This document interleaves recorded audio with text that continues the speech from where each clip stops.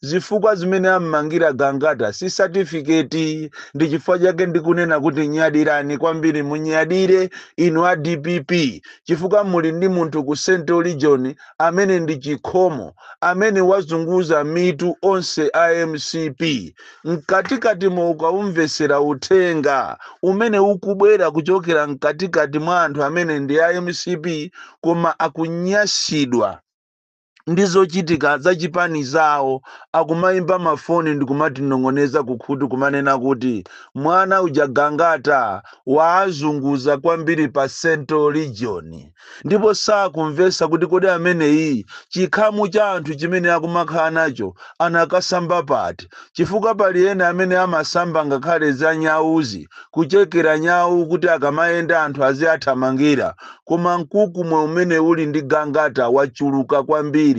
Anthu mukumaona ena akumapita mudeza mukukhala ndi anthu 5, munthutu wamkulu wa chipanitu amene amazitenga ngati ndi dolo, kumakhala ndi anthu 5 pa nsonkhano, anthu ndikumamuzuma. Ndiye lero ukabwera mwana Gangata amene wazunguza mutu, kutereko kumangidwa kuja ndi nkhani yokuti amuchite silence, kummanga kuja ndi njira yokuti ampezere zifukwa ammangirepo kapena zifukwa zokuti amupherepo.